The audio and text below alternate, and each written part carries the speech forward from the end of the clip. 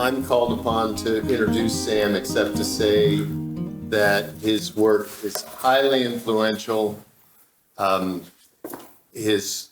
first book I read of his was, of course, Dreamland. It's remarkable. This week I have been plowing through The Least of Us, and I didn't know how much more there was to know about the current crisis until I read this book. And I think the way that you detail not just the problem, but how it works, the infrastructure of the drug trade and how it works to imprison people and just all of the economics that goes into it and everything else.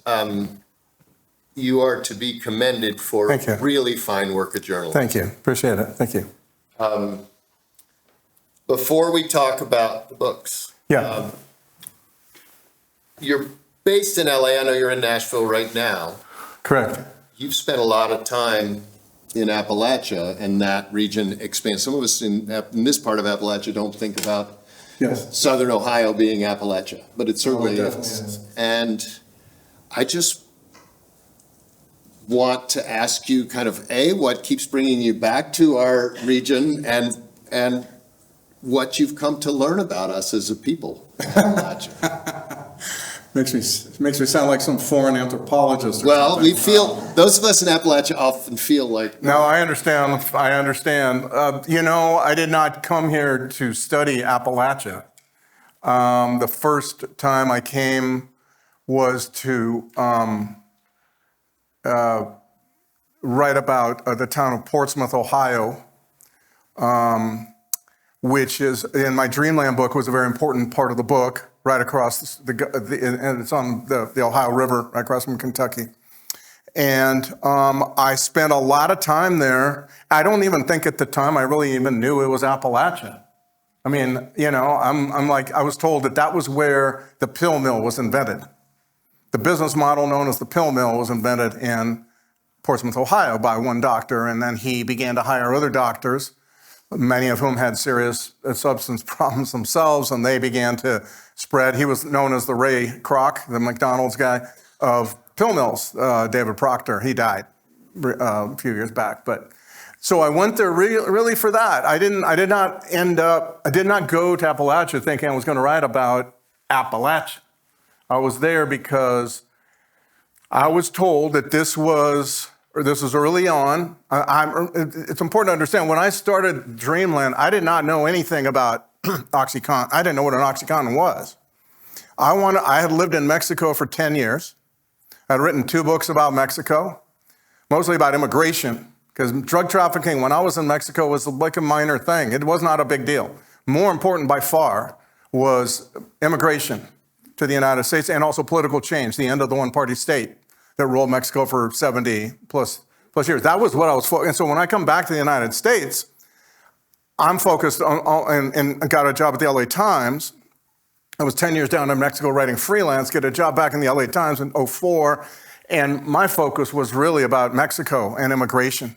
And then I realized that we got this huge increase in heroin use. I was like, what on earth? Why would that possibly be? What I knew about heroin, I had been a crime reporter in Stockton, California, which is a graduate school for crime reporting. It was really remarkable town. I loved Stockton, wonderful town. It had a horrible crime problem. And that's where I saw black tar heroin, this thing called black tar heroin. I don't even know if you guys ever see that kind of stuff here, but certainly on the West Coast, because the Sinaloa boys, they were drenching California with that. And so I thought, who would get back into heroin? Why would you ever get back into heroin, right? And that's because I lived in Mexico when all the opioid revolution and pain management was taking place, right? All the Sacklers and all the OxyContin, all these kinds of things. I didn't know what a Vicodin was, And so I began to write about this one town in Mexico, wherever, if you've read Dreamland, you know there's a story about this one town where everybody comes here to sell black tar heroin, very much like pizza delivery. So you make a call, operator standing by, dispatches a driver to sell you your little balloons of black tar. And this was very big on the West Coast. And then these guys come east, or one of these guys from this town comes east in 1998, 2 years after OxyContin comes out, and they see an enormous new market for heroin about to explode because of the overprescribing of pain pills. So that's why they're important to this story. And that's why I was writing about. I did not at the time, though, understand that their market was so dependent on this whole opioid problem. I didn't know a thing about it. And there was only as I got into it, I began to realize, like, I was focusing on this part of the stories about this village in Mexico, which was, I had lived it for 10 years. I knew this was a very short learning curve to write that story. The much, much steeper one was the much bigger story, which was this transformation of pain management using opioid painkillers and massive, aggressive promoting of the pills, and really the supply of pills just nationwide. And of course, along with that, then you get the pill mill, which is not the main reason why we had pills nationwide. It was really just doctors were pressured and or eagerly embraced the idea that they could eradicate pain through the use of one tool that they now were very willing to use. And so, but the pill mill clearly was a part of it. And it started there in Portsmouth, and then it spread, and then they cracked down, and Kentucky cracks down, and all of it shifts. The pill mill thing shifts to like Fort Lauderdale, and you know, where you got huge numbers of those things. So I did not come to Appalachia to write about, technically, Appalachia. I just found myself there, and some of the issues in Appalachia were crucial in what happened. However, I want to make clear one thing that I think is very important, and that was that addiction and overdose to opioids was not one of them. You know, West Virginia, this is a fascinating idea. West Virginia was near the bottom in terms of overdose and opioid addiction in the 80s and early 90s. And now they're number one because they got inundated with the supply. It's about supply creating demand, right? So Appalachia has well-documented problems, many of them, but this wasn't one of them until this revolution in pain management took place, and until the supplies just take off like an airplane leaving the tarmac, you know, for 20 years. So I learned that the people in Appalachia want kind of what everybody else wants. You know, I didn't really think too deeply about, I was in Appalachia and therefore I better, you know, treat it with kid gloves or treat it with some different way that I would treat Michoacan, a town in Michoacan, Mexico. And I think that's probably why it was helpful that you had reported in other places, because this is just one more other place. I think often when the national media descends on this part of the world, whether it is for OxyContin sales and pill mills and all of the stuff that's been so well documented, or things like the shooting here at Virginia Tech, they come in, and I'm a member of the media, right? But I'm very local. But they come in and they do a quick story and then they leave, but they don't get to know the people. And one of the things that's remarkable about your reporting, the people we meet help us understand what we're up against. Well, see, that's what happened with Portsmouth. So initially, I could show you the book outline when I just was starting this. Had never, you know, I'll go to Portsmouth twice for 2 days each. And so that was my plan. And then, and the book did not have a title at the time, okay? So anyway, I'll get to why that's important later. But Portsmouth, I went to Portsmouth, and then I realized, like I should have realized at the beginning, because I've been doing this quite a number of years now, and it's always much better to dig deep rather than to spread yourself thin. And so what ended up happening was I ended up going to Portsmouth 6 times for about a week each time, or 5 to 7 days each time. Why? Because first of all, I got to know people and people who were willing to help and explain to me some of the things that I thought were very, very important. I also began to realize, I heard the whole story. I heard the story of the decline of steel and the shoe factories and the Main Street, the Rust Belt phenomenon, Main Street emptying out and half the town moving somewhere else. And all of that took place in the 80s. And then I began to hear about this swimming pool that was, the grounds were which about the size of a football field. It became the town plaza for everybody in town. That's where you grew up. That's where everyone watched you and would correct you, and you didn't dare do bad things because you get thrown out of the pool for the summer. Then you wouldn't have anything to do. And this swimming pool was so important in the community life of the place, and the name of the pool was Dreamland. And I began to think, at that point, I was already thinking of this story. I thought initially that the story was about drug company promotion of pain pills and drug trafficker from Mexico promotion of heroin. And certainly that's part of it, and that's certainly part of the book. But it's a bigger thing about shredding community and what we've done to community in this country as a way of bulwarks that would be helping to combat these things from ever getting going. We've destroyed them. And I took the whole story of Dreamland Pool as kind of a perfect example of that, because eventually the pool is dug up, no more people to support it, et cetera, et cetera. It's turned into an awful little strip mall, which doesn't even produce a lot of taxes for the town. And then the town is just, horribly defenseless, and then the pills come, and it's a whole generation, if not two, get wrapped up and get destroyed by it. So that was the story that I initially was there to say. But then along the way, I began coming back. The last 3 visits were because I was seeing, because I had been there a lot and talked to a lot of people, and people had, at first they're like, he's a reporter, he's from California, and we don't know anything. Why should we talk to And I just ingratiated myself with people. But as far as part of that was simply I began to realize that there was this other story, which is essentially the last long chapter. Most of the chapters in Dreamland are 3 to 5 pages. This was quite a bit longer, and it was about the emergence of recovery culture.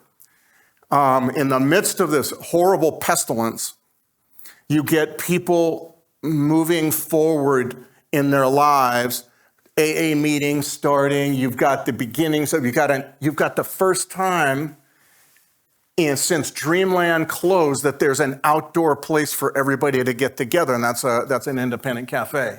Very important in small town life, if you ask me. Independent cafes, not Starbucks at the interstate, but independent cafes now. And you got this emergence of this, all the churches have AA meetings. You have the beginnings of a kind of a community culture that had been simply shredded by job loss, by departure of people, and then of course the pills. And that is really why I came back certainly the last 2 times. Big part of the third time I came back to was to write that story. And I think, just judging from my reaction, Facebook and emails and what have you, that is what people appreciated too, that I wrote the story of the degradation and all, but that this was really a way of, that the idea was that the book would end with this town getting up off the mat, not just going, oh, woe is us. And that's also the last chapter. I was going to say, I don't want to spoil it for those of you who haven't read the book yet, but there is a revisiting of I would say it's one of the most beautiful things I've ever, and as a journalist, you're frequently touched by stories you find, and some of them are pretty awful and gruesome, and others, But generally speaking, if it makes, my wife cry, then it's a good story. And that's kind of what happened there. So I'll leave you to read it, but it's about the next stage and I'm about to write another story, go to some parts of Appalachia, Eastern Kentucky, in fact, to write about towns now where something similar is taking place. It's fascinating to see, What you see is these small towns, coal is left, right? Coal has left. People have left. The pills arrive. It's a laying waste to certain areas, right? But what you're finding now is that the least of us, the reason I call it the least of us, I talk about that a little bit, but it's, in part it's because it's the smallest little efforts are what bring us back from this. And I think these small towns that I've visited and I'm going to visit are showing that you get this small, like Hazard, Kentucky, one of the worst hit by this problem entirely. And it's got 42 new businesses in downtown Hazard, and one of them's a bookstore. There isn't a bookstore for 100 miles, okay? But they have hired, those 42 businesses have hired 147 new jobs. I mean, every business is hiring 2 or 3 people. No factories, no big thing coming to save the day. This is all, in fact, all these businesses are businesses that usually sprout up because a factory is there, because the salaries they're paying and all. But none of that's happening. This is just happening organically. It's such a beautiful story. I've been kind of nurturing the story for a few months now, kind of like, okay, talking to this person and that person and seeing what other towns I might visit and all that kind of stuff.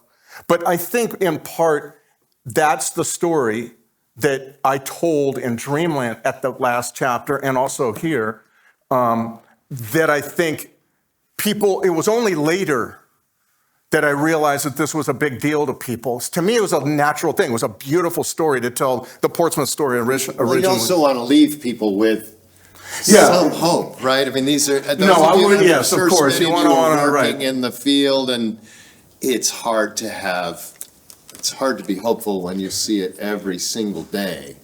So I think your readers thank you for ending both books with. Well, if you write about the worst of human behavior, destruction, corruption, disintegration, period, the end, I wouldn't even want to read that book, But also, I'm not a Hallmark card. I don't work for Hallmark cards either.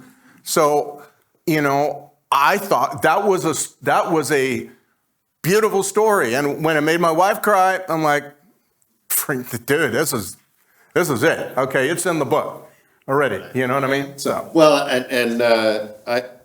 now she cries very easily, but I'm just saying that it's a good thing. Well, and I notice, the word hope is in the subhead of the thing, and that again, I think it encourages people to pick it up because, yes, you're going to spend some time in a dark place, but hopefully you're going to take some things away from it. I do want to talk a lot about some of these solutions and things that small towns and things have come up with. But I want to ask you first, because the through line between this book and a lot of your other reporting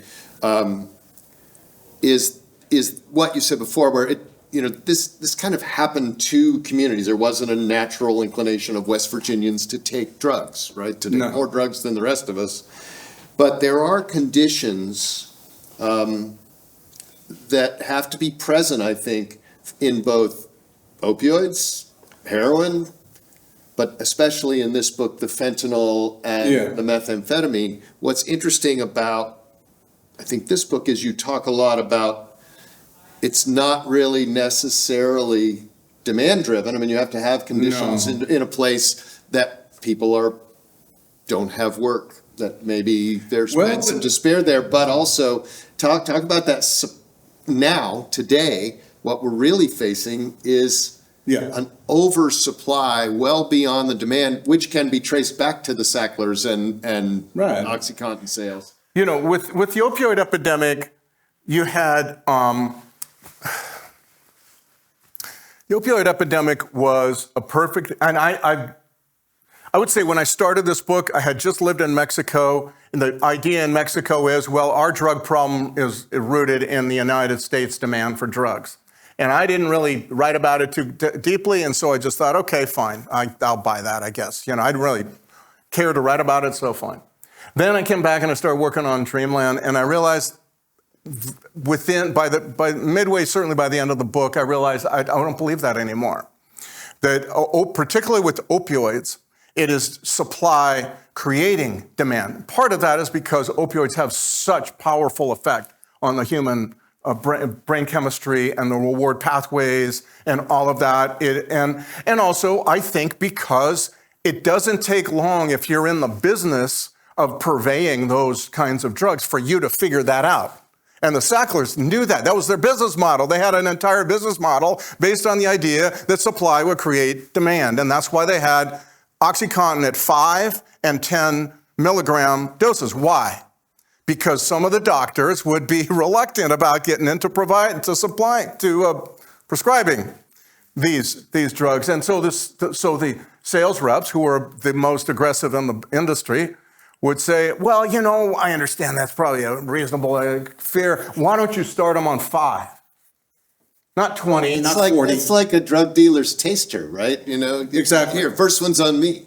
And that is kind of what everybody who sells opioids comes to understand. The drug will do the job for you. If you, in the case of doctors, are relentless in visiting doctors, in giving them stuff, and giving them lunch, inviting them off to junkets in Florida or Arizona or Hawaii. And that is really what the groundwork for the fentanyl problem that we're facing today. It's gone way beyond that, but that was the original, kind of the fertile territory there. And so you had traffickers from Mexico understanding this, and then also understanding that when I lived in Mexico, the typical drug trafficker was usually an unlettered guy, very rural, ranchero or farmer or something like that, very tied to the land. And that's how drug trafficking began. It was largely farmers and so on, in Mexico, I mean. And now, of course, it's global chemical traders. They're really not connected to the land the way they used to be when I was, and the way all the ballads are about these guys, these small villages and stuff like that. Done a lot of writing about that as well. And so they figured out along the way that it was much better to make your drugs instead of grow your drugs, particularly if you have access, which they do, to shipping ports. Now what matters is you don't need land, you don't need rain, sun, farmers, you don't need any of that stuff that goes along with growing your drugs. No seasons. You just need access to shipping ports. And as it happens, not far from the main regions of drug trafficking in Mexico, on the Pacific coast, there are 2 mighty shipping ports. Of course, there's Mexico City Airport also, these are in the state of Colima and Michoacan, and they are very large, and they are Pacific Rim shipping ports, China, wherever. And they have controlled, those traffickers control to the extent they need to, the shipping within the stuff that comes in there, and it comes in quantities that simply boggle the mind. It's just, synthetic drugs are the era we now are living in, and you see in your work, I'm going to assume, every single day, and with mighty effects and influence on the people you deal with, and the communities and the towns and counties and all the rest. And that is made possible because they are now synthetic drugs. No longer, marijuana is a minor thing now, or not quite what it once was. They learned this through methamphetamine in the 90s. They learn if you make your drugs, you can better profit, less risk, smaller supply chain. All of this stuff is beneficial to you. This is about what benefits traffickers. It is not about what benefits or people demand who are using these drugs. On the contrary, this is stuff fentanyl is very clearly now creating demand. Even as it kills people, those people who survive their first exposures to fentanyl are now become extraordinarily faithful customers, right? Every day, numerous times a day, 5, 6, 8 times, because fentanyl is a magnificent, it's a magnificent drug. I've had fentanyl. Some of you have had operations, you've had fentanyl. One of the reasons it's so good is because it takes you in and out of anesthesia very quickly in surgery. So immediately you're right back talking. I had a heart attack 6 years ago, and within, I suspect maybe 5 minutes, I was back talking to the doctor as if nothing had happened to me. It was a remarkable idea. But that is what makes it a torment for users, because there's never a time when the beast is not right about here. And that means that you have to be using all day long. And that is what makes it a boon and a great thing for. If you're a dealer, you've got these people who are buying all day long. It's the relentless kind of thing. Until, of course, they die, because nobody survives long-term. And there's no such thing as a long-term street fentanyl user in America today. Not like heroin. Heroin would be, I've known guys 30 years. I would never want to exchange lives with them, but they weren't dead. And, that's just not happening all across this country, basically. Yeah. One of the many things I learned reading your book is the difference between, what you describe as P2P methamphetamine. Yeah. And I have very limited experience with methamphetamine, personally, but from what I thought I had learned over the years about what it was as a drug, this new drug made in large batches, not shake and bake people in a trailer somewhere or Walter White in an RV. This is an industrial scale chemical that attaches itself a little differently to the brain and mimics, almost creates schizophrenia. I'm used to saying that's pretty much what's going on.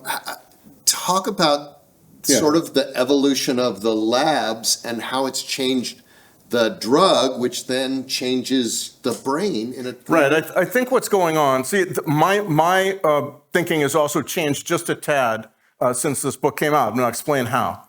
But basically, what happened was the Mexican trafficking world industrialized methamphetamine when it was using ephedrine as the precursor chemical. They could get why we can't buy Sudafed. Right, exactly. And there's a large pharmaceutical industry in Mexico that would import, and part of that ephedrine that it imported would get diverted to the trafficking world, and they would make ephedrine-based meth, but they never had enough ephedrine to cover more than the western parts of the splotches of the western United States.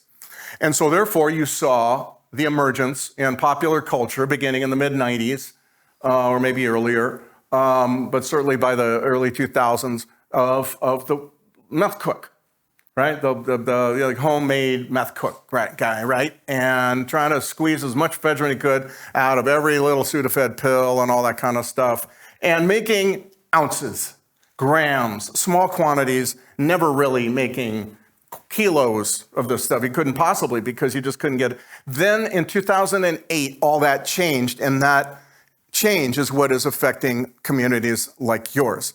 And that is that the Mexican government cracked down, so I talk about all this in the book, but very briefly, the Mexican government cracked down on the importation of ephedrine and really reduced the amount. So now these traffickers who had had come to understand that they could make great profits by making their drugs, now couldn't get the very chemical that they were using to make those drugs. And so they had to switch. Well, they employ university or professionally trained chemists. And I'm imagining, I don't know, but I'm imagining that they were told there's another way of making methamphetamine. It's called using a chemical called P2P, phenyl 2-propanone, is what the Hells Angels used to make meth with back in the 60s. It's not a nice way to make meth. It's very messy, complicated too, more complicated, and it also stinks, but it has one benefit traffickers that ephedrine does not have, and that is that you can make P2P many different ways. It's not, it's very difficult to crack down on P2P because there's all these different chemical combinations that you can use to make P2P. I was in a DEA chemist's office, and he had a thing on the wall, a diagram of all the ways to make P2P. And then he was adding Post-it notes of new ones as they'd hear about them, So you're talking about 15, 20, 30. All of them use different combinations of widely available, legal, highly toxic chemicals that anybody can get. And so it's very difficult to say, well, I'm not going to crack down on this. It will hurt these industries. And also this guy will say, okay, I'll use this method or this method. Anyway, that's what began to happen once the Mexican government cracked down on ephedrine. People began to switch, and that's what talk about the first P2P lab explosion in Mexico, because it showed that they were trying that way and they weren't really there yet. They were learning still. Now, within a few years, they figured it out. What that means is what P2P means is if you can get access to chemicals, which we know that they can through the ports, you can then make more methamphetamine than anyone ever thought. Well, you talk about like pallets of it waiting. It's just a matter of getting it across the border. Yeah, and a lot of it being buried to wait for a time when they might, that kind of thing. And so you've got quantities of the stuff that are coming in, and you begin to see this in 2011, 12, 13 on the West Coast. And then it marches itself across, and pretty soon it's covering the entire country. It comes to the Midwest. From my reporting, 2016, 17, 18, right in there. And along the way, it outcompetes all of those meth cooks who don't exist anymore. The interesting thing about Breaking Bad was, I think, it started airing in 2008, which was the very year when meth cooks began to go extinct because of the changes I just described. So by the time 2013 comes around, meth cooks are increasingly unable to compete with this meth coming out of Mexico, and it takes over, and the price collapses too. That's the amazing. Cover the country, and the price drops to like 90% price drop or some ridiculous amount like that. It's just crazy. But along the way, and this was a thing that I came late to. I figured this out late. I was about to turn the manuscript in, and I figured out that this was going on, and I said, stop, I'm going to need 3 more months.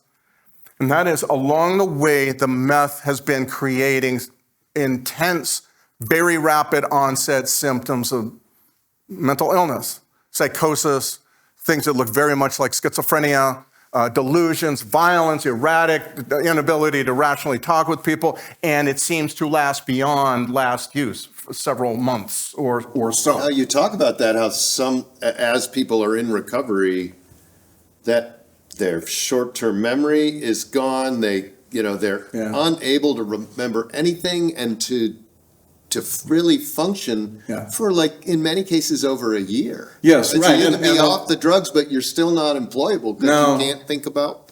A guy I talked to said, I used to believe when I would drive that there would be these hands coming out of the car, and so I put all these covers on the seats to keep the hands down.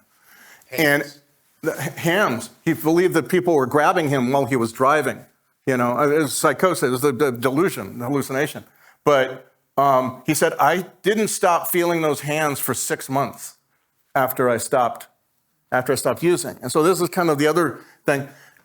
Now, why is it doing that? In the book, no one was writing about this when I wrote this book here.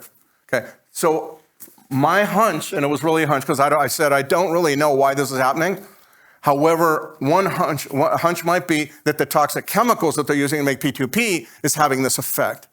I think now, however, a different thing and more common sense maybe, and that is that in Mexico, they are making meth at the highest levels of potency ever seen, 99% meth. It's not adulterated with anything.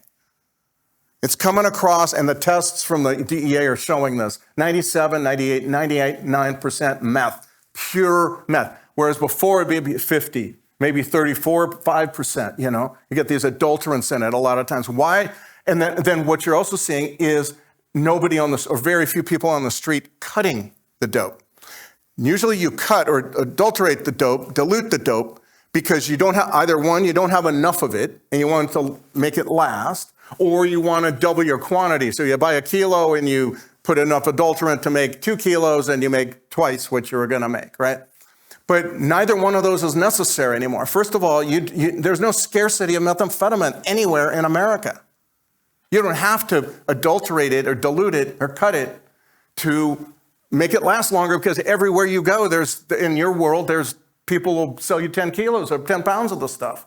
That's one. The other is, once you do that, should you dilute your dope, other dealers will step in and say, yeah, he's diluting, and people will figure it out very quickly. You lose a customer. So what you're seeing is probably the most potent meth ever visited on the human brain is being consumed by Americans all across this country, and it's leading to real and serious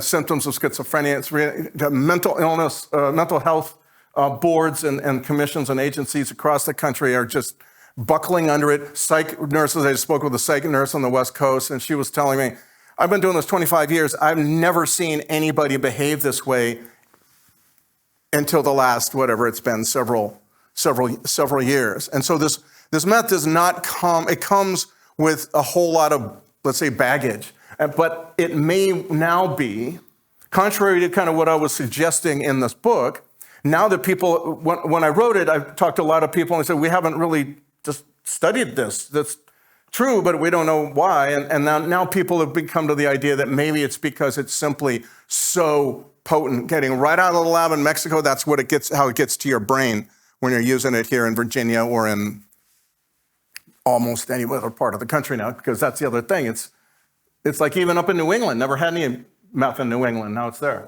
We're still obviously in the midst. I'm going to shift from meth to fentanyl for a minute, because I think that's, if I've got my neuroscience right, we'll talk about neuroscience in a minute, but one thing that really struck me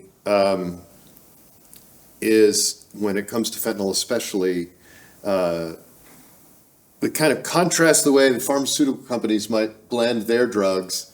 And how many of you have a magic bullet in your home? A magic bullet, NutriBullet, food processor, blender? I was really interested to learn what its connection to the, I think well, that was traded early on in the fentanyl story. Okay. The people who are selling it are Chinese chemical companies. The way they are marketing it is on the internet, either the dark web or the open internet that we all use. And they were selling, in the first places, they began to realize that in the United States, there's a lot of people out there having trouble getting their pills, et cetera, that will buy this stuff. And so these dealers, principally in the classic central places like Ohio, Kentucky, Indiana, West Virginia, et cetera, began to buy through the mail pounds of this stuff.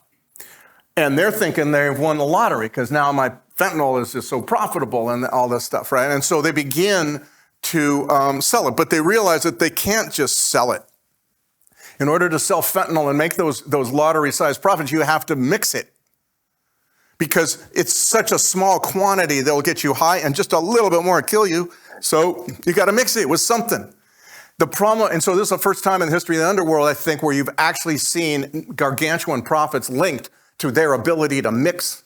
They're really bad at this. And one of the things I began to see, narcotics officers began to see throughout those regions where it first took hold, where they realized they had to mix it, was that they would raid houses and they would come away.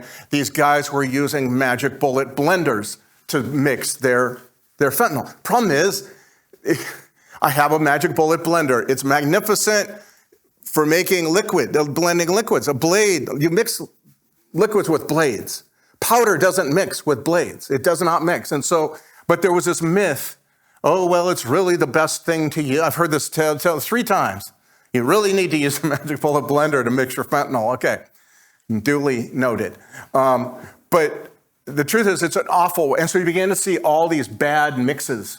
And if you remember the early days of the fentanyl, it was 50 overdoses here, 75 in Huntington, West Virginia, and that's because people here didn't understand how to mix fentanyl with how to mix powders of any kind. That's something that there are dissertations, PhD dissertations in pharmaceutical science written on this. They didn't understand how to do it.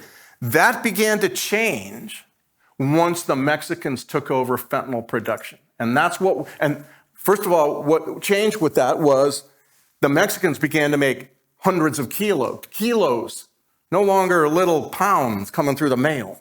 So, and what you began to see is fentanyl went from Ohio, Kentucky, right in here, boom, to both coasts. And now we have it coast to coast, just like you have methamphetamine. Why? Because the Mexicans figured out how to make fentanyl, and they made it because they have access to the chemicals coming in from China, chemical ingredients coming in from China. They have access to it that is just beyond anything we've ever seen. When you begin to see fentanyl, it's when the Mexicans take over production, they're not mailing a pound at a time. Okay? They're coming through, they're a country with a free trade agreement, with the United States. 6 million trucks coming across each way daily. It's crazy, or I don't know if that's daily, but huge numbers of trucks coming across. You could hide it endlessly in those trucks. And so that's what begins to happen. That's why you have nationally, you have fentanyl here, you have it in Oklahoma, you have it in Oregon, you just have it everywhere. And it's because they have access to chemicals from China. So they're no longer making pounds of the stuff. And number two, they have the sophistication, have had the sophistication for a long time to get it north. And that's what's been happening. And that's why communities all over the country, including up into Maine, they now have fentanyl. Yeah. And it's interesting for you to say that it's not always what we hear in the media, like how these drugs are getting into our country, but they're coming in trucks. They're coming in industrial shipping. Yeah, here's the thing. When it comes down to the idea of, well, there are immigrants crossing the stuff. There are, but we would not have the quantities of fentanyl that we have today if it was coming across strapped to people's midsection. You know what I mean?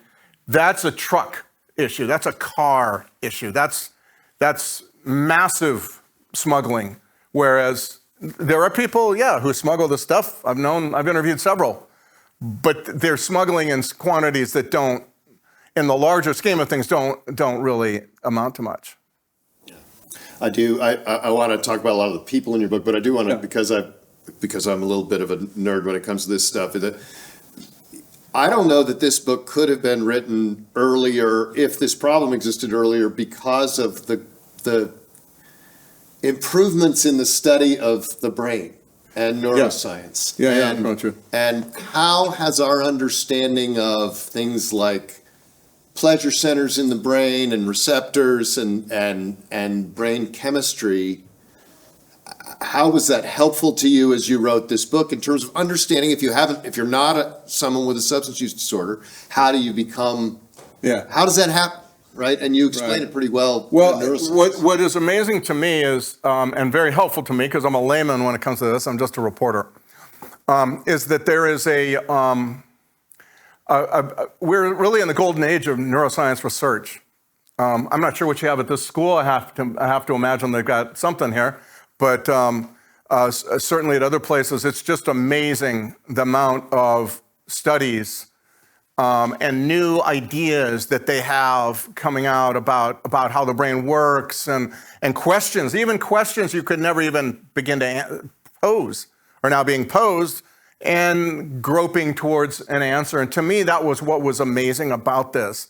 And also, I have to say this, they're talking about addiction as, and my focus initially was illicit drug addiction. But we now live in our lifetime, certainly in my lifetime, I'm 64, so going back but not even going back all that far, we have emerged as an economy drowning in addictive crap that's, a lot of it's legal, right? The latest, I would say, there's a lot of stuff we could talk about, social media, all that stuff. But the latest are the gambling apps that you see pop up in every damn sporting event. Is the guy going to hit a double? Bet $50 to whether the guy, that kind of crap. I can't imagine why this is legal, to advertise like that. But when you think about all the ways, we have had so many things drugified in our culture, right? Sugar, coffee. Now, I don't drink coffee. I can't stand the taste. I don't know how anybody actually drinks that stuff, but I have seen that some people drink coffee.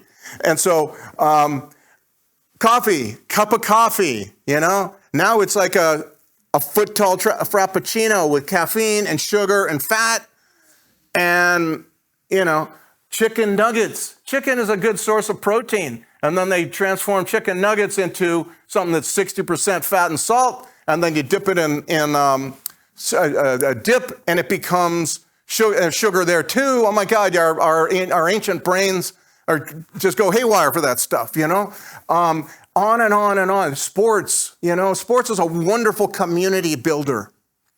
And now we have club sports in which you're traveling 100 miles away. No one from the community is going to go see you play, It's crazy. It's like we have drugified so much. If you ask me, cable TV news is like a narcotic. What's it selling? It's selling something essential for our community building, and that is outrage.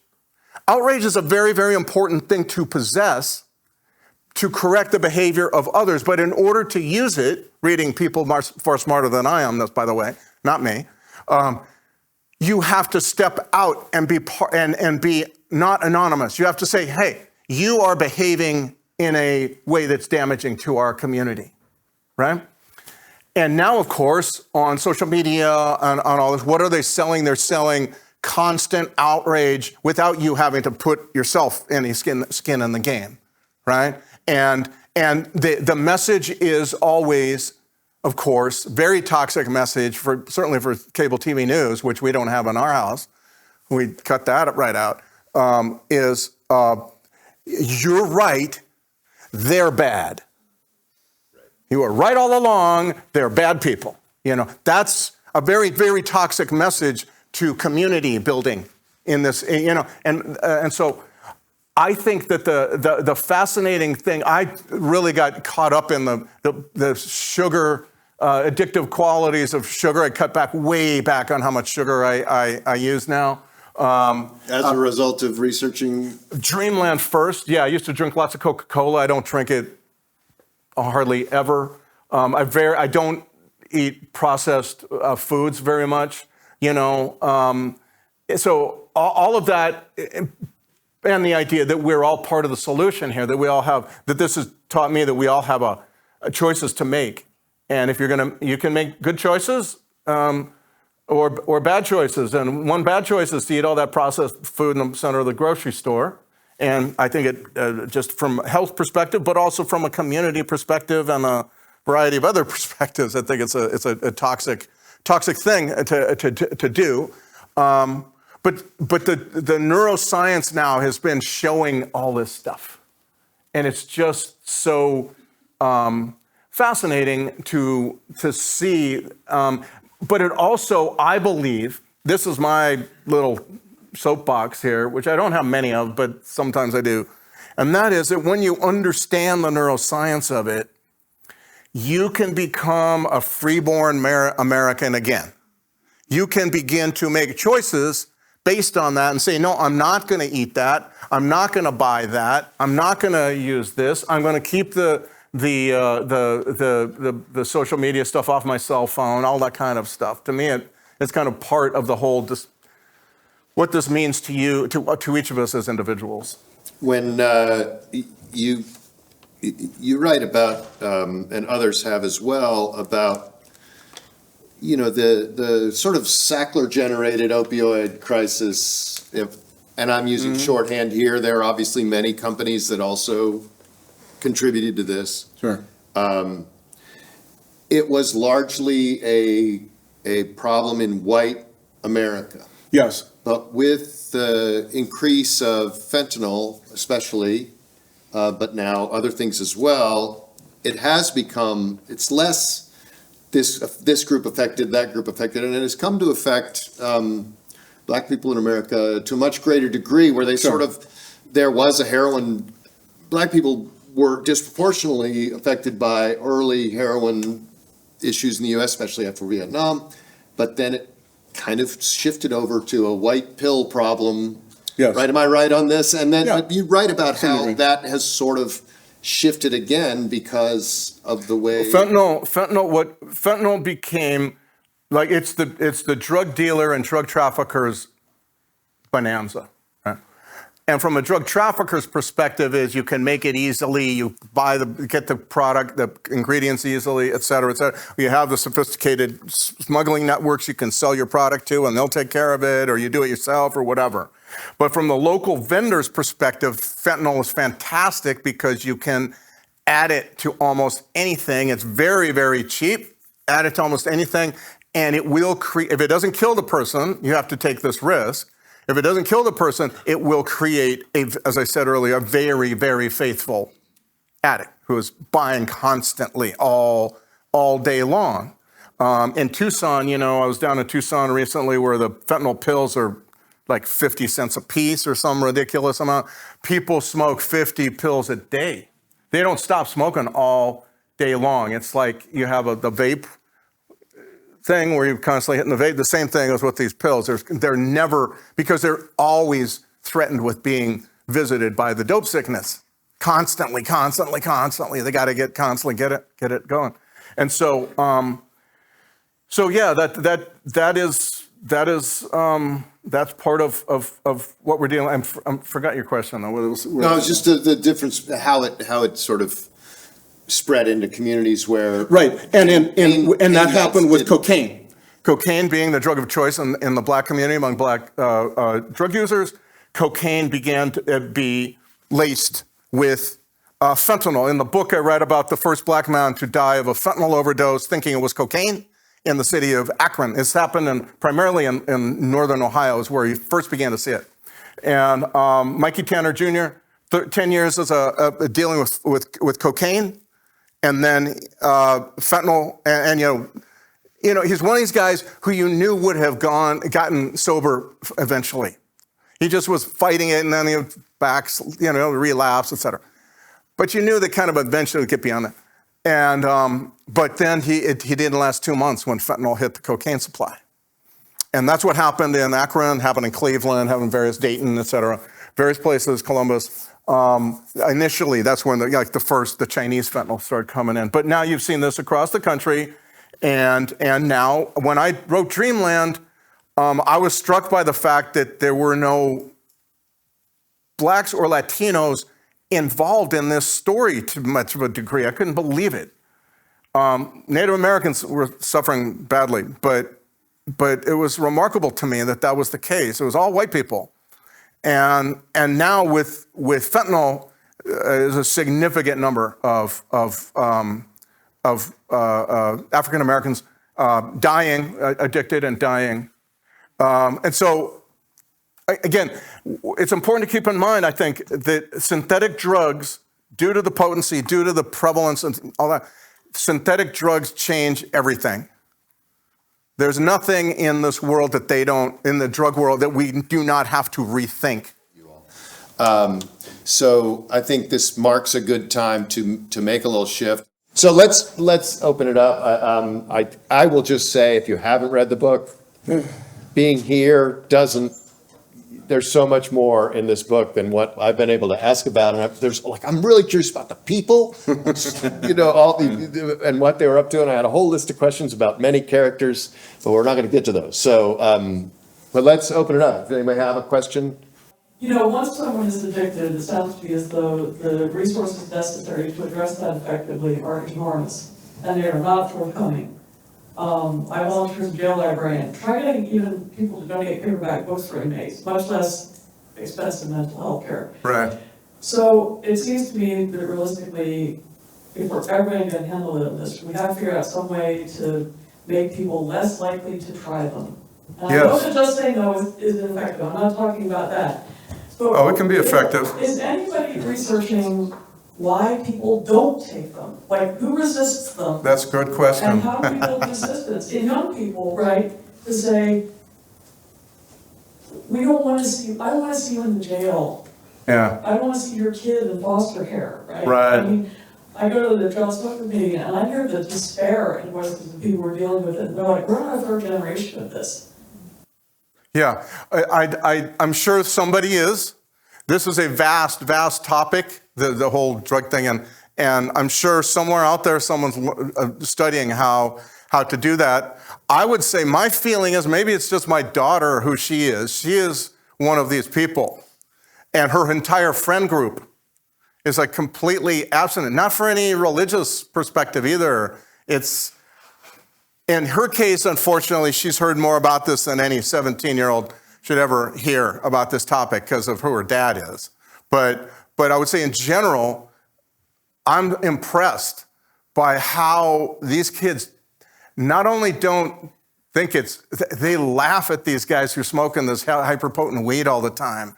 And it's like there's just this uncool factor that's fascinating to me because I grew up in a time in a town where that was definitely not the case. You know, it was very, very cool to use drugs, and I started early, and I didn't go very far, but I mean, it was pretty common. And I'm just amazed at I also think that the fact that you can pretty much, this is not, when this book first came out, people were saying, I was saying you can now die from almost anything out there. And I had numerous, I'd say 4 or 5 radio DJs, mostly with political axe to grind, saying you're just being alarmist. We've heard this before. We heard this in the 20s. This is all just kind of make-believe. And I'm like, no, it's not. People are actually, and we have, no, they don't say that anymore because the headlines are very clear that you can absolutely die from a line of cocaine or meth or marijuana, or on and on and on like that. You know, so I think that is also a remarkable way in which people are kind of rethinking drug use. Now, how to go about doing it on a more social, societal level, rather, I don't have a good answer to that. I have to imagine somebody studying this, but I have to say that there's so many things being written about it now, it's just impossible for me to keep up on it, so I'm not sure. If you were working off your gut instinct with all your knowledge, how big a component do you think loneliness is? Oh, yeah. No, I think it's, nowadays, I think it's a very big deal. And I think that's particularly with kids, particularly with COVID. You know, my daughter had a very tough COVID experience, and yet did not turn to drugs or alcohol or any of that stuff, you know, but, you know, there are other parts to this too, you know, kind of loneliness, family dysfunction to some degree, and it can be in wealthy families as well as poor. I mean, you know, lack of attention, lack of focusing on what really needs to be done. What you really need to do with kids is not tell them they're wonderful every time they turn around, but, you know, push them to find things that interest them, that kind of thing. It's, you know, I don't know. It just seems to me that for my Dreamland book, as I said, I began to think that this was about drugs and drug companies and drug addiction and all that kind of stuff. And then I began to realize it's really much bigger than that. It's about our shredding of community and loneliness and isolation, much the same thing. Yeah, I think, another book in your space sort of writes about, you know, the influence community. And I think that's important too. Thanks. This has been a great talk. I can't wait to read the book. My question is similar to the one just asked about the funding of resource, you know, the ability of communities to get resources and take resources to deal with this problem. If you think about, and I'm just off watching the Netflix series Painkiller, so I'm very focused right at the moment, but to think about what they brought, or, you know, what they put on American communities and what they made, the money they made off of that destruction that they placed on American communities. We're not even touching that money yet, right? And yet who is doing things to help repair this? It's us, people who don't have you know, so much money that we could live off our interest if we gave you $6 billion, and that's where the stack was about, right? So how is it that they can wreak this much havoc on an American community, make buckets of money that we wouldn't even be able to understand how much it is, and just be like, peace out? Because of, well, don't think, I'm not a lawyer and nor am I a expert in bankruptcy, but that's the way our bankruptcy laws work. You, in exchange for immunity, you give up a huge amount of money. Now, if they didn't give that huge amount of money, I talk to a bankruptcy attorney on a lot of this stuff, okay? But to me, it feels like if they didn't give that kind of money, then they would go to court and appeal, and it would drag out, and it would take forever to get that money, and the people who were most needing it wouldn't get it. That's the argument. I understand the I won't say frustration is a light word to describe what people feel, anger and outrage. On the other hand, that is, from my reading, that's how the bankruptcy laws work. Can I say this, though? That part of this book deals with this, and that is that one of the things that we lack as a community, as communities across this country, that I think is so important that this money, my feeling is we'd be a stronger country if we use this money in this way, is to think out a continuum of care for addiction. Right now it's spotty, it's splotchy, you know, to hear this, that, no. Starts in jail, right? Detox, recovery pods in jail. I write about 3 chapters on one community. By the way, the section on the recovery pod Right. is an instruction manual for sheriff's office. It's fascinating, and the county is not that far away from here. It's in Kentucky. Kentucky, by the way, is way ahead on rethinking jail. That's largely because I think they elect their jailers. And a jailer who is accountable to voters will be more amenable to change. Whereas instead of a jailer who's a sheriff's captain who 3 years from retirement, say something like that, right? But it doesn't stop there. So there's a lot of it on Kenton County, Kentucky. You can read it all about it in the book, and there's a whole lot more since the book came out. But what I also found interesting is this jail experiment pushed that community that was experimenting completely in the blind, you know, with that jail experiment. It also developed a continuum of care on the outside. It involved drug court, a nonprofit that came out of the woodwork and said, we're doing this, but you know what? This is more important. They did a 180-degree U-turn and began working to bring people out of jail, away from that, establish them with housing and jobs, and then driver's license retrieval. This is a continuum of care. For a heart attack, it's you work out, you eat better, and you take pills. That's a continuum of care. For addiction, it's driver's license retrieval and, you know, these kinds of things that don't have technically to do with medicine. They are not medicine. They are more social and societal issues. And to me, if we, as a country, in communities after community, rethought, and thought more, stepped back and said, yeah, Narcan's good, but we need to think long term, have a broader vision of what the community needs, so that someone who's addicted to one of these ghastly drugs that is absolutely fatal, they continue to use it, will have an opportunity, go through jail, 9 months, say, whatever it happens to be, then drug court, then housing and jobs and all these other things, tattoo removal, et cetera, et cetera, et cetera. That's the kind of thing they have in this county now. They've developed it. They didn't understand at the get-go, we should do this. They just kind of like, they're groping just like everybody else. But it seems to me that we have this great moment with this money you referred to, that we can now, and when you do that, when you reimagine jail, continuum of all these kind of ideas as a community, it repairs the one issue that is the root cause of that to some degree, not entirely, which is the shredding of community that has gone on for like 40 years at least in this country. That's how I would put it. So my question is more, I guess, like Tom's.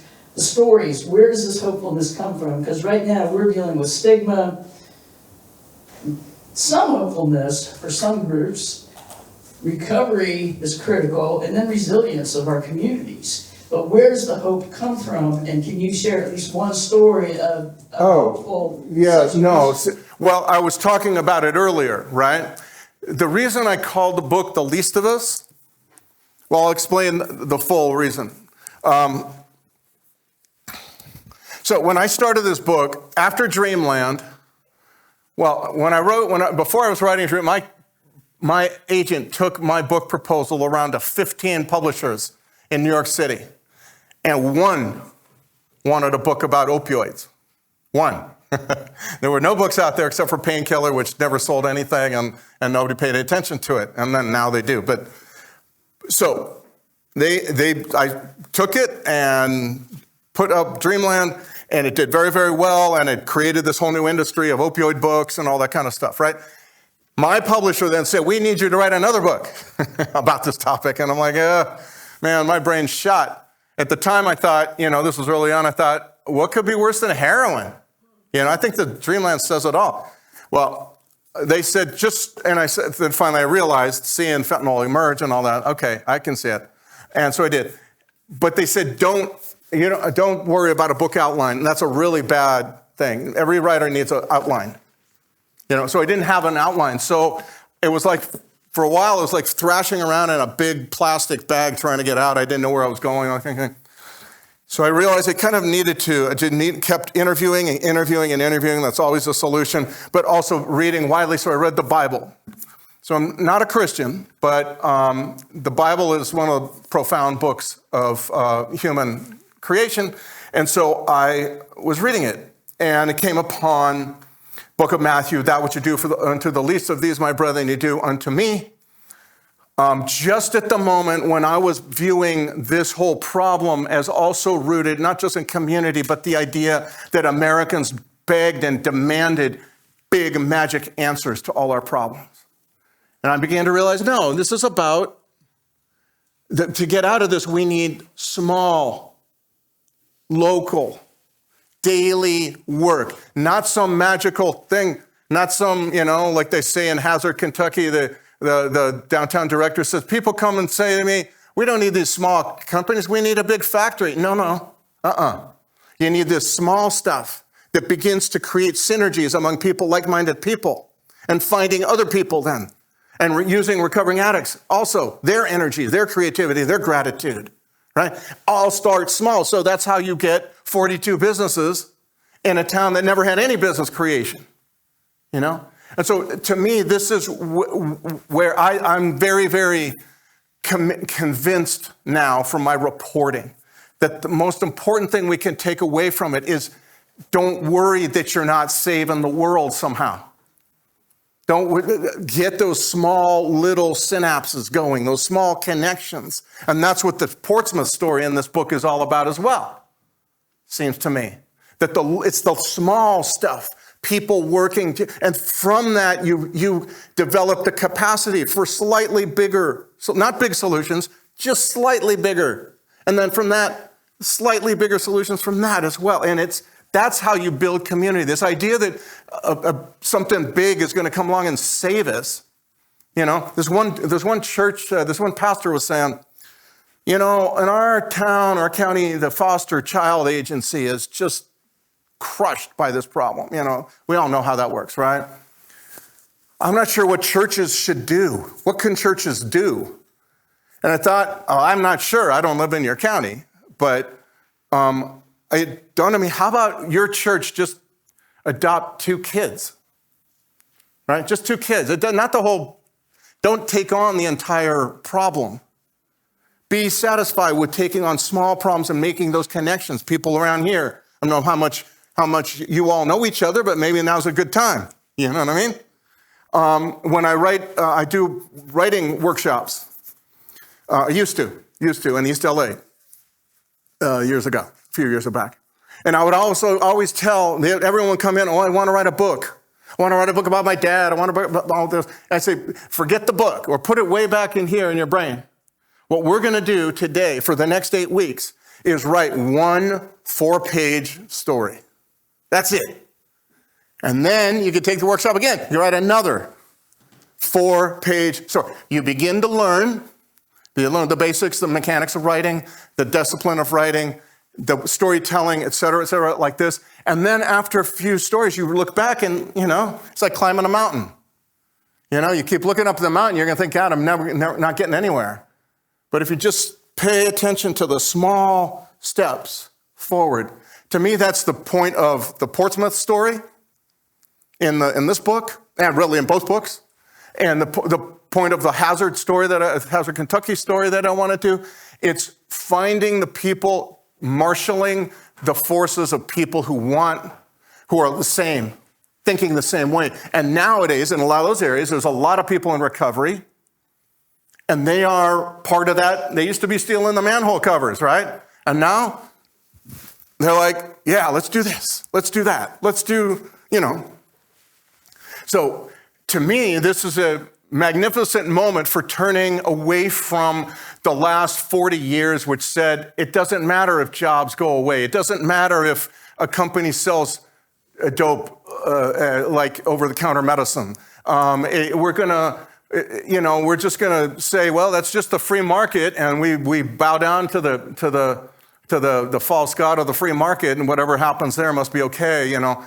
I think this is showing us ways of moving forward as a community, as a town, as a hamlet, as a country, state.